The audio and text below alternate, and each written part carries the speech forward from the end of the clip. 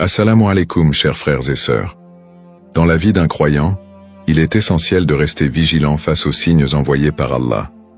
En tant que musulmans, nous cherchons toujours à vivre selon ses enseignements et à éviter tout ce qui pourrait susciter son mécontentement. Cependant, il arrive que nous nous éloignions sans même nous en rendre compte, et cela peut provoquer la colère divine. Il est crucial de reconnaître les signes avant-coureurs que nous sommes sur une mauvaise voie, afin de corriger nos actions et de revenir vers Allah avec repentance. Avant de commencer cette vidéo, je vous invite à vous abonner à notre chaîne et d'activer la cloche de notification pour rester informé de nos prochaines publications sur la foi islamique. Merci et bonne vidéo. Dans cette vidéo, nous allons explorer un sujet important. Les 5 signes qui peuvent indiquer qu'Allah est en colère contre vous. Être conscient de ces avertissements nous permet de rectifier notre comportement avant qu'il ne soit trop tard.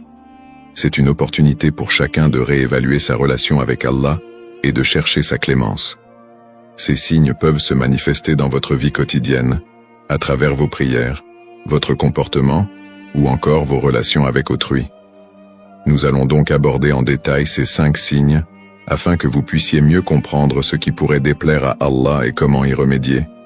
Soyez attentifs à ces indices pour rester sur le droit chemin et recevoir sa miséricorde. Alors, restez avec moi jusqu'à la fin pour découvrir cela.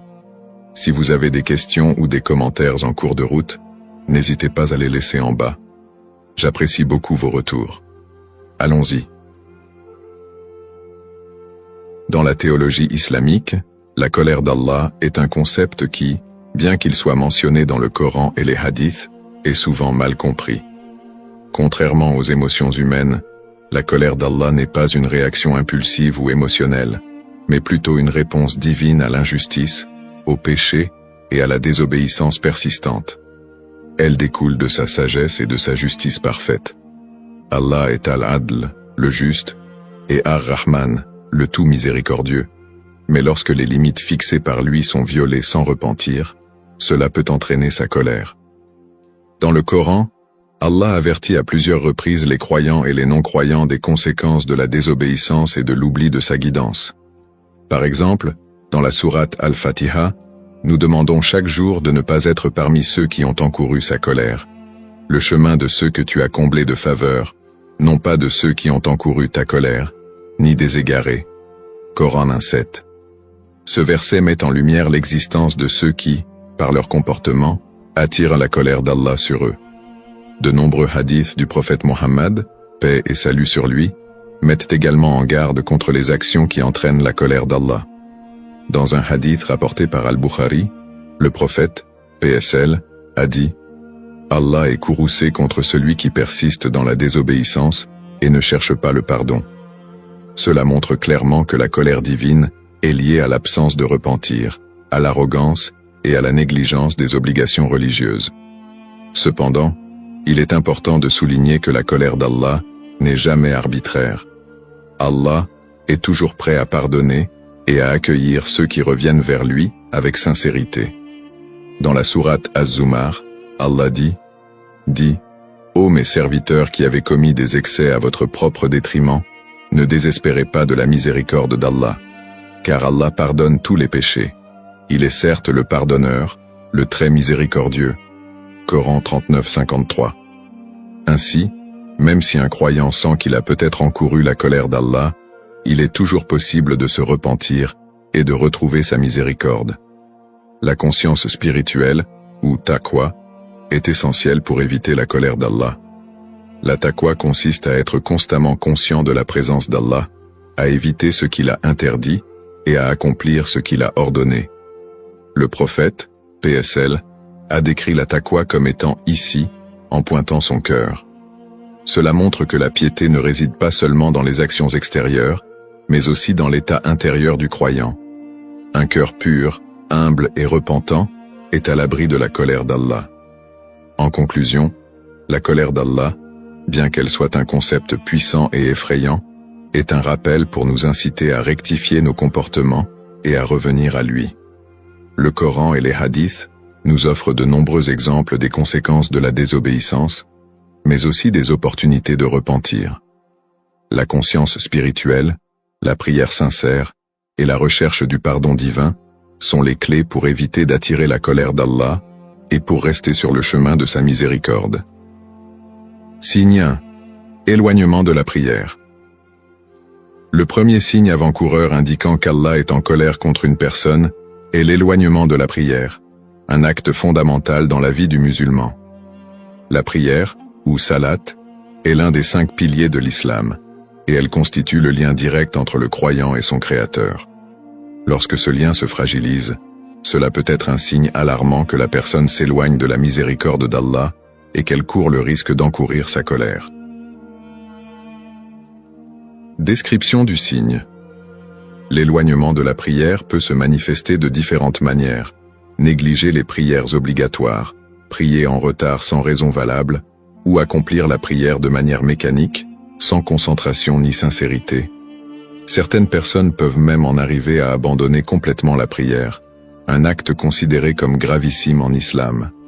Le prophète Muhammad, paix et salut sur lui, a d'ailleurs averti dans un hadith rapporté par Muslim: entre l'homme et la mécréance, il y a l'abandon de la prière. Lorsque la prière n'est plus prioritaire dans la vie d'un croyant, cela est souvent le signe que son cœur s'est durci et que son lien avec Allah s'est affaibli. Cet éloignement peut conduire à d'autres péchés, car sans ce rappel constant de la soumission à Allah, l'âme devient plus vulnérable aux tentations et aux influences négatives. Conséquences spirituelles. L'une des principales conséquences de l'abandon ou de la négligence de la prière est l'éloignement de la guidance divine. La prière est une source de lumière spirituelle qui protège l'âme des ténèbres du péché. Allah dit dans le Coran: « Récite ce qui t'est révélé du livre et accomplis la prière. » En vérité, la prière éloigne de la turpitude et du blâmable, et le souvenir d'Allah est plus grand encore. Coran 29-45. En d'autres termes, lorsque l'on s'éloigne de la prière, on s'éloigne aussi de cette protection qui nous garde sur le droit chemin. L'âme qui néglige la prière devient progressivement insensible à la voix de sa conscience. Les petites transgressions peuvent alors devenir plus fréquentes, et l'attrait pour les plaisirs éphémères de ce monde peut prendre le dessus. De plus, le cœur se remplit d'insatisfaction et d'anxiété, car la prière est une source de paix et de sérénité. En abandonnant cet acte, le croyant peut se retrouver prisonnier de la confusion et de la tristesse, car il a délaissé l'un des moyens les plus puissants pour nourrir son âme. Exemples et témoignages. De nombreuses personnes ont vécu des périodes de négligence dans leur prière, souvent liées à des moments de faiblesse spirituelle. Un frère musulman témoigne: « J'ai traversé une période difficile où j'ai arrêté de prier régulièrement. Je me suis dit que j'avais trop de choses à gérer, trop de problèmes dans ma vie. Plus je m'éloignais de la prière, plus ma vie devenait chaotique. J'ai perdu cette paix intérieure que j'avais auparavant. Je me sentais vide et sans but. C'est seulement lorsque je suis revenu à la prière que j'ai retrouvé un sentiment de stabilité et de connexion avec Allah. » Cet exemple montre à quel point la prière est cruciale pour maintenir une relation saine avec Allah et une vie équilibrée. Un autre témoignage poignant est celui d'une sœur qui confie: « J'ai commencé à prier en retard, puis à sauter des prières. Je me suis éloigné de mes obligations religieuses et, sans m'en rendre compte, j'ai commencé à tomber dans d'autres péchés. C'était un cercle vicieux. Je me sentais perdu, comme si Allah m'avait abandonné. Mais en réalité, c'est moi qui l'avais abandonné en premier. » Ces témoignages sont des rappels puissants que l'éloignement de la prière est souvent un signe que quelque chose ne va pas dans notre vie spirituelle. Ce n'est pas Allah qui nous tourne le dos, mais nous qui nous éloignons de lui en négligeant cet acte fondamental. Conclusion. L'éloignement de la prière est un signe sérieux que la colère d'Allah pourrait s'abattre sur nous. C'est un rappel que la prière est plus qu'une simple obligation rituelle. C'est une connexion directe avec Allah, une source de guidance et de paix intérieure. Si vous vous reconnaissez dans ce signe, sachez qu'il est toujours possible de revenir à Allah. Il est toujours prêt à pardonner et à accueillir ceux qui se repentent sincèrement. L'important est de ne pas laisser la négligence persister, car chaque prière manquée est une occasion manquée de se rapprocher de celui qui nous aime et veut notre bien. Signe 2. Augmentation des péchés. Le deuxième signe avant-coureur indiquant qu'Allah est en colère contre vous est l'augmentation des péchés dans votre vie. En islam, les péchés, qu'ils soient mineurs ou majeurs, sont des obstacles qui éloignent le croyant de la miséricorde divine. Lorsqu'un individu commence à s'enliser dans les péchés sans regret ni effort pour se repentir, cela peut être un signe que la colère d'Allah se manifeste. Identification des types de péchés courants. Les péchés peuvent être divisés en deux grandes catégories, les péchés majeurs, kabaïr, et les péchés mineurs, sagaïr. Les péchés majeurs incluent des actes comme l'association d'un partenaire à Allah, shirk, l'homicide, la fornication, la consommation d'alcool et le vol.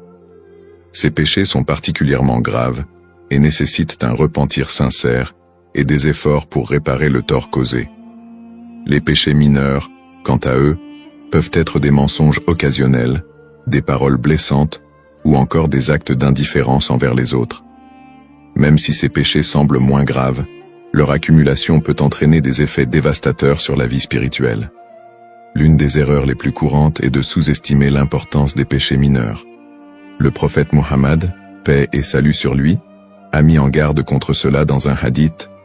Méfiez-vous des péchés que vous considérez comme insignifiants, car ils s'accumulent jusqu'à ce qu'ils causent la perte d'une personne. Cette accumulation de petits péchés, sans repentance, peut devenir un signe que l'individu s'éloigne de la miséricorde divine et qu'Allah peut être mécontent de lui. Effet sur la vie quotidienne et spirituelle. L'augmentation des péchés a des répercussions directes, non seulement sur la relation du croyant avec Allah, mais aussi sur sa vie quotidienne. Spirituellement, chaque péché obscurcit le cœur et éloigne le croyant de la lumière de la guidance divine. Allah dit dans le Coran, « Quiconque fait un mal, son cœur en sera noirci. » Coran 83-14. Le péché crée un voile entre le croyant et Allah, rendant plus difficile la recherche de la guidance, la concentration dans la prière et la satisfaction spirituelle. De plus, les péchés entraînent souvent des conséquences sur la qualité de la vie quotidienne. Une personne qui se plonge dans les péchés peut commencer à ressentir un sentiment de culpabilité, de honte ou de vide intérieur. Ce vide peut se traduire par un manque de satisfaction, de joie et de paix dans la vie. Des conflits familiaux, des difficultés financières ou des problèmes de santé peuvent également être des manifestations indirectes des péchés, bien qu'il ne faille pas interpréter chaque difficulté de la vie comme une punition divine. Le prophète, PSL, a également averti que l'augmentation des péchés pouvait entraîner le retrait de bénédiction dans la vie d'une personne. Il a dit, « Un homme est privé de subsistance en raison des péchés qu'il commet. » Ainsi, les péchés peuvent avoir un impact non seulement sur la dimension spirituelle, mais aussi sur la vie matérielle du croyant. Conseils pour se repentir et revenir sur le droit chemin. Il est important de se rappeler qu'en islam, aucun péché n'est trop grand pour être pardonné par Allah tant que le repentir est sincère. Allah dit dans le Coran, « Dis, ô mes serviteurs qui avez commis des excès à votre propre détriment, ne désespérez pas de la miséricorde d'Allah, car Allah pardonne tous les péchés. Il est certes le pardonneur, le très miséricordieux. » Coran 39-53. Ce verset est un rappel réconfortant que, même si une personne a accumulé des péchés, elle peut toujours retrouver la miséricorde d'Allah en se repentant sincèrement. Le processus de repentance, Tawbah, comporte plusieurs étapes. Tout d'abord, il faut ressentir un profond regret pour les péchés commis. Ensuite, il est nécessaire de demander pardon à Allah avec sincérité, tout en prenant la ferme résolution de ne plus recommencer ses péchés à l'avenir. Le prophète, PSL, a dit, « Celui qui se repent d'un péché est comme celui qui n'a jamais péché. » Une autre action qui aide à effacer les péchés est d'accomplir de bonnes actions, car elles servent à purifier le cœur et à compenser les mauvaises actions. Allah dit dans le Coran, « Les bonnes actions dissipent les mauvaises. » Coran 11-114. Les actes tels que l'aumône, sadaqa, le dhikr, rappel d'Allah, où l'aide aux autres sont des moyens puissants pour expier les péchés. Enfin, il est important d'adopter une attitude de vigilance constante face aux tentations. La taqwa, ou la conscience d'Allah, joue un rôle crucial pour éviter les péchés. En étant constamment conscient que nous sommes sous le regard d'Allah, il devient plus facile de résister aux tentations et de choisir le bien. Conclusion. L'augmentation des péchés est un signe sérieux que la colère d'Allah pourrait se manifester si aucune action corrective n'est entreprise. Cependant, l'islam nous enseigne que la porte du repentir est toujours ouverte. Peu importe le nombre ou la gravité des péchés, tant que le croyant se tourne vers Allah avec un cœur repentant, il peut espérer sa miséricorde. Pour éviter de sombrer dans un cercle vicieux de péchés, il est essentiel de se repentir régulièrement, de rechercher la proximité avec Allah et de maintenir une conscience spirituelle élevée. Signe 3. Manque de baraka, bénédiction, dans la vie. Le troisième signe avant-coureur indiquant qu'Allah pourrait être en colère contre une personne est l'absence de baraka, bénédiction, dans sa vie. La baraka est une bénédiction spéciale qu'Allah accorde à ses serviteurs, une force spirituelle qui apporte prospérité, abondance et harmonie dans tous les aspects de la vie. Lorsque la baraka commence à diminuer ou à disparaître, cela peut être le signe d'un éloignement de la miséricorde divine et un appel à réévaluer son comportement spirituel. Qu'est-ce que la baraka? La baraka est une bénédiction invisible qui rend une petite quantité suffisante et une grande quantité encore plus abondante. C'est un don spirituel qui donne de la richesse à une vie simple, de la tranquillité au cœur et du succès aux actions entreprises. Elle n'est pas seulement liée à la richesse matérielle, mais englobe la santé, la tranquillité d'esprit, les relations familiales, le temps et même les opportunités dans la vie. Un proverbe populaire en islam dit « Quand la baraka est présente, tout devient suffisant, et quand elle est absente, même l'abondance devient insuffisante. » La baraka est un don divin, et elle peut être perçue comme la manifestation de la satisfaction d'Allah envers son serviteur. Lorsqu'une personne est en harmonie avec ses responsabilités spirituelles et sociales, elle bénéficie de cette baraka qui rend sa vie paisible et épanouie. Toutefois, si cette bénédiction commence à se dissiper, cela peut indiquer un manque de sincérité dans l'adoration, des péchés non expiés, ou un éloignement général d'Allah. Exemple concret de situation sans baraka. Les signes d'une vie sans baraka se manifestent de nombreuses manières. Par exemple, une personne peut avoir l'impression de ne jamais avoir assez de temps pour accomplir ce qu'elle doit faire. Malgré tous ses efforts, elle semble toujours courir après le temps et ne parvient jamais à gérer ses tâches efficacement.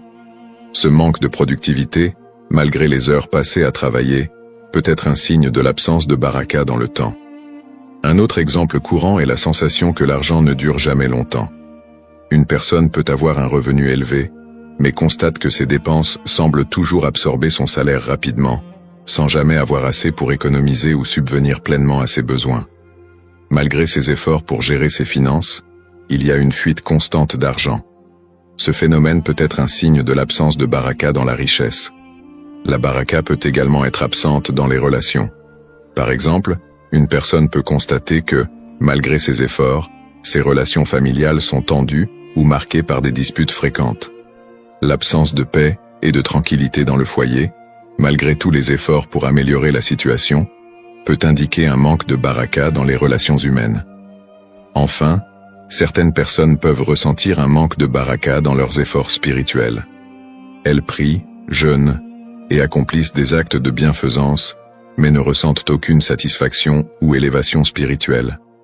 Cela peut être un signe que leurs actions ne sont pas accomplies avec la sincérité requise, ou que des péchés non expiés empêchent les bienfaits de ces actes d'atteindre leur cœur. Comment retrouver la baraka dans sa vie? Il est possible de retrouver la baraka dans sa vie, et cela commence par une évaluation sincère de sa relation avec Allah.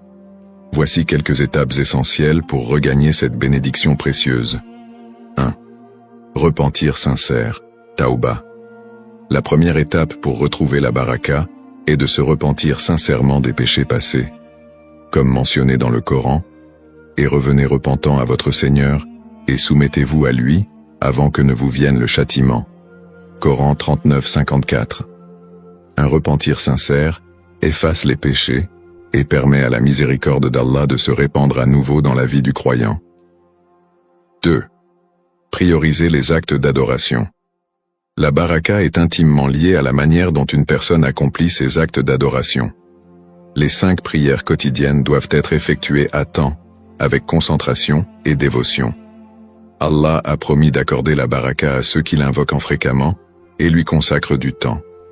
Le prophète, PSL, a dit « La prière est la clé de la baraka ». 3. Entretenir de bonnes relations familiales. Le prophète Muhammad, PSL, a enseigné que la bonté envers les parents et le maintien de bonnes relations avec la famille sont des sources importantes de baraka. En islam, la baraka est directement liée aux bonnes actions sociales et à l'harmonie dans les relations interpersonnelles. Si les relations familiales sont tendues, il est essentiel de travailler à la réconciliation et au pardon. 4. Faire preuve de gratitude. Allah dit dans le Coran « Si vous êtes reconnaissant, je vous accorderai certainement plus ». Coran 14-7. La gratitude est un moyen puissant d'attirer la baraka dans la vie. En étant reconnaissant pour ce que l'on a, même si cela semble peu, Allah augmente ses bienfaits. Le simple fait de dire « Alhamdulillah », louange à Allah, dans toutes les situations, ouvre la porte à plus de bénédictions. 5. Partage et charité. L'aumône, sadaka, est un autre moyen de restaurer la baraka. En aidant les autres, surtout ceux qui sont dans le besoin, Allah accorde davantage de bénédictions en retour. Le prophète, PSL, a dit « L'aumône n'a jamais diminué la richesse de personne. Donner pour la cause d'Allah, que ce soit du temps, des biens ou des compétences, est une manière puissante d'attirer la baraka dans sa propre vie. » Conclusion.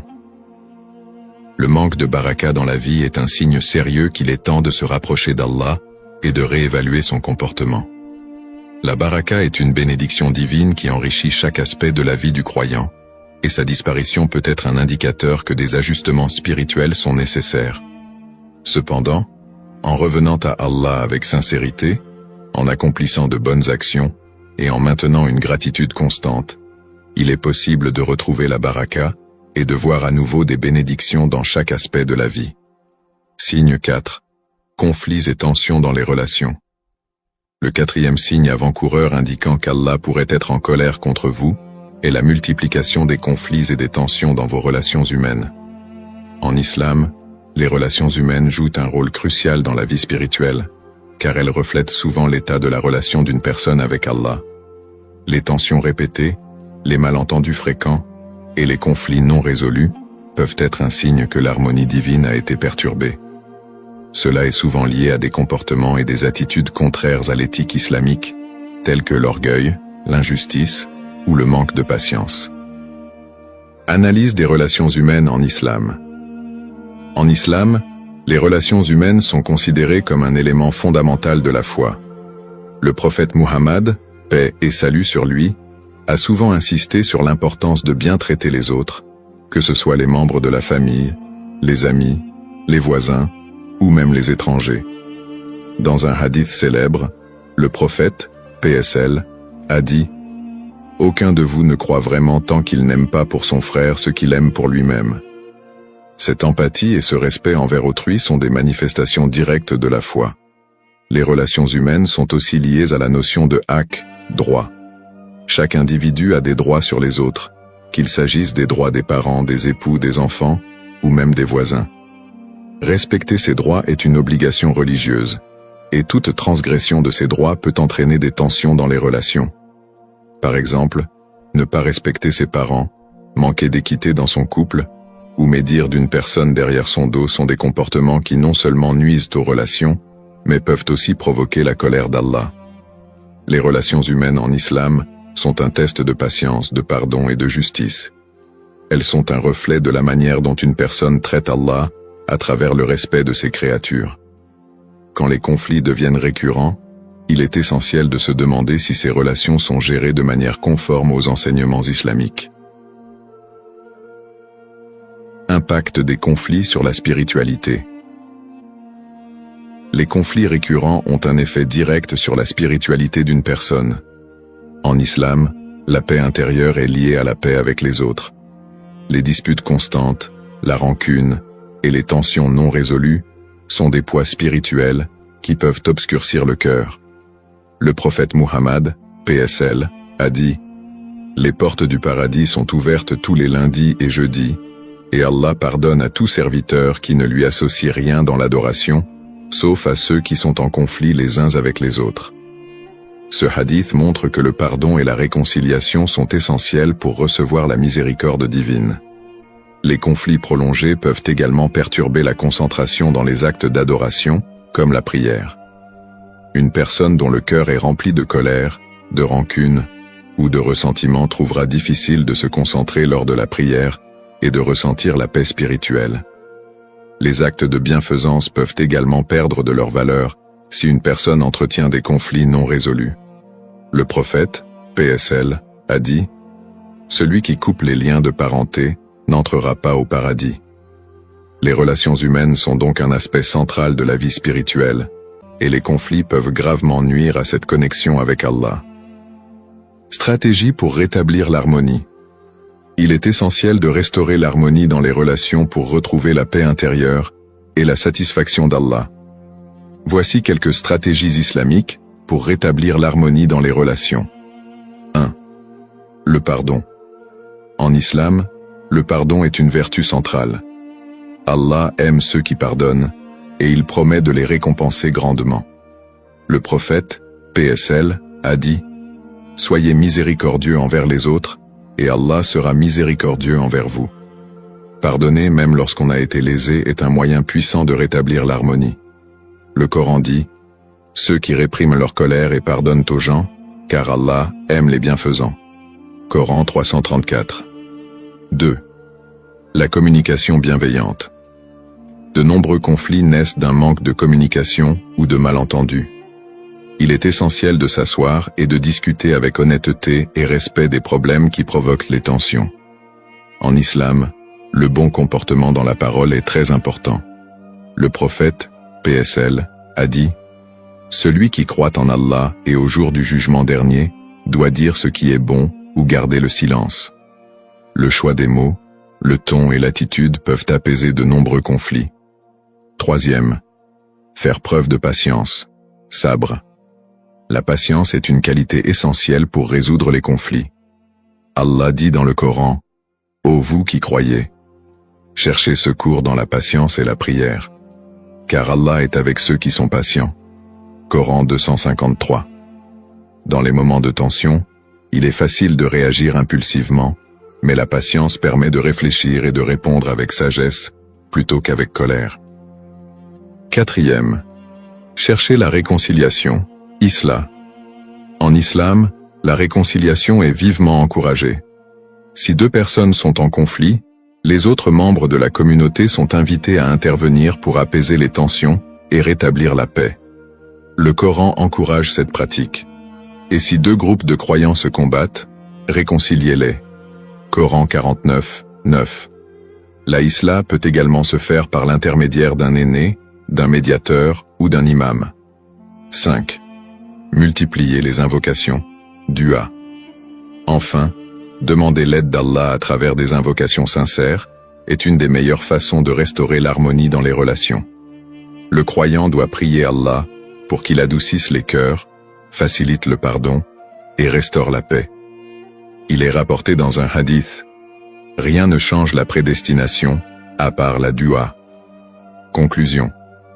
Les conflits et les tensions dans les relations humaines sont un signe que quelque chose ne va pas dans la relation avec Allah. Les conflits affectent non seulement la vie sociale, mais aussi la spiritualité, en détournant le cœur de la paix divine. Cependant, avec des actions telles que le pardon, la communication bienveillante, la patience et la prière, il est possible de rétablir l'harmonie dans les relations et de retrouver la satisfaction d'Allah. Il est crucial d'agir rapidement pour résoudre les conflits, car ils peuvent devenir un obstacle majeur à la miséricorde divine. Signe 5. Sentiment de vide spirituel. Le cinquième et dernier signe avant-coureur indiquant qu'Allah pourrait être en colère contre vous est le sentiment de vide spirituel. Ce vide, souvent ressenti comme un manque profond de sens ou de connexion avec le divin, est l'un des indicateurs les plus troublants d'une déviation dans la relation d'une personne avec Allah. Lorsque le cœur est éloigné de la foi, l'âme souffre de cette déconnexion, se retrouvant sans repère spirituel, et cela peut être un signe que quelque chose ne va pas dans la vie du croyant. Description de ce sentiment. Le vide spirituel se manifeste par une absence de paix intérieure, une perte de joie dans les actes d'adoration, ou un sentiment d'indifférence envers la foi. La prière, qui devrait normalement être une source de réconfort et de sérénité, peut sembler vide de sens ou être accomplie mécaniquement sans réelle connexion. De plus, ce sentiment peut également se traduire par une perte d'intérêt pour les autres aspects de la vie spirituelle, tels que la lecture du Coran, le dhikr, l'évocation d'Allah, ou les bonnes actions. La personne peut se sentir déprimée, anxieuse, ou même désorientée, sans savoir exactement ce qui lui manque. Ce sentiment de vide peut aussi engendrer une recherche constante de satisfaction dans des activités mondaines, comme la poursuite excessive de biens matériels ou de distractions temporaires. Cependant, ces plaisirs sont souvent éphémères et ne font que renforcer ce sentiment de vide une fois leur effet passé. Importance de la connexion avec Allah. La cause fondamentale de ce vide spirituel est la rupture de la connexion avec Allah. En islam, cette connexion est la base de la vie spirituelle et de la paix intérieure. Allah dit dans le Coran, « Ceux qui ont cru et dont les cœurs se tranquillisent à l'évocation d'Allah. » Certes, c'est par l'évocation d'Allah que les cœurs se tranquillisent. Coran 13:28. Cela signifie que la satisfaction et la paix véritable ne peuvent être trouvées que dans la relation avec le Créateur. Le vide spirituel est donc le résultat d'un éloignement progressif d'Allah. Cela peut être dû à plusieurs facteurs, tels que l'accumulation de péchés non repentis, la négligence des obligations religieuses ou l'influence des tentations mondaines. Plus la personne s'éloigne de cette connexion, plus le sentiment de vide grandit. Ce vide est en réalité un appel du cœur à revenir vers Allah, car il ne peut trouver de repos ailleurs. Le prophète Muhammad, paix et salut sur lui, a dit « En vérité, dans le corps se trouve un morceau de chair, et si ce morceau de chair est sain, tout le corps sera sain, mais si ce morceau de chair est corrompu, tout le corps sera corrompu. En vérité, c'est le cœur. » Lorsque le cœur est éloigné d'Allah, cela affecte l'ensemble de la vie spirituelle et physique de la personne, créant ce sentiment de vide et de déséquilibre. Suggestions pour renforcer sa foi et sa spiritualité. Il est crucial de réagir face à ce sentiment de vide, en prenant des mesures concrètes pour restaurer la connexion avec Allah et retrouver la paix spirituelle. Voici quelques suggestions pour renforcer sa foi et sa spiritualité. 1. Renouveler son intention, Niyya. La première étape pour surmonter ce vide est de renouveler son intention sincère de se rapprocher d'Allah. Se rappeler que tout ce que l'on fait dans la vie, que ce soit dans les actes d'adoration ou dans les actions quotidiennes, doit être dirigé vers la satisfaction d'Allah. Le prophète, PSL, a dit « Les actions ne valent que par leurs intentions ». Ainsi, une intention sincère peut redonner du sens à des actions qui semblaient auparavant vides. Deuxième, se tourner vers la prière sincère. La prière est la clé de la connexion avec Allah. Cependant, il ne s'agit pas simplement d'accomplir les prières mécaniquement, mais de prier avec une réelle dévotion, en ressentant la proximité avec Allah. Le prophète, PSL, a dit « La prière est le pilier de la religion ». En renforçant sa prière, en y apportant plus de concentration et de sincérité, le croyant peut retrouver une paix intérieure et combler le vide spirituel. Troisième, lire et méditer sur le Coran. Le Coran est la parole d'Allah, et il contient des remèdes pour toutes les maladies du cœur, y compris le vide spirituel. Allah dit « Et nous faisons descendre du Coran ce qui est une guérison et une miséricorde pour les croyants. » Coran 17:82. La lecture régulière du Coran, accompagnée de la réflexion sur ces versets, peut revitaliser le cœur et apaiser l'âme. 4. Augmenter les actes de bienfaisance. L'un des moyens les plus efficaces pour se rapprocher d'Allah et combler le vide spirituel est de multiplier les actes de bienfaisance. Que ce soit par le don aux nécessiteux, par le soutien moral aux personnes en difficulté, ou simplement en étant gentil et généreux dans son entourage, ces actes permettent d'apaiser le cœur. Le prophète, PSL, a dit « Celui qui est dans le besoin, si tu lui facilites la tâche, Allah te facilitera la tienne dans l'au-delà. » 5. Pratiquer le dhikr, l'évocation d'Allah. Le dhikr est un autre moyen puissant de reconnecter son cœur à Allah. Répéter des invocations telles que Subhanallah, Alhamdulillah et Allahu Akbar permet de purifier le cœur et de renforcer la conscience de la présence divine. Allah dit « Ceux qui, debout, assis ou couchés, évoquent Allah et méditent sur la création des cieux et de la terre. » Coran 391. Le dhikr aide à apaiser le cœur et à combler le vide spirituel. 6. Éviter les péchés et les distractions mondaines. Le vide spirituel est souvent aggravé par la multiplication des péchés et des distractions mondaines.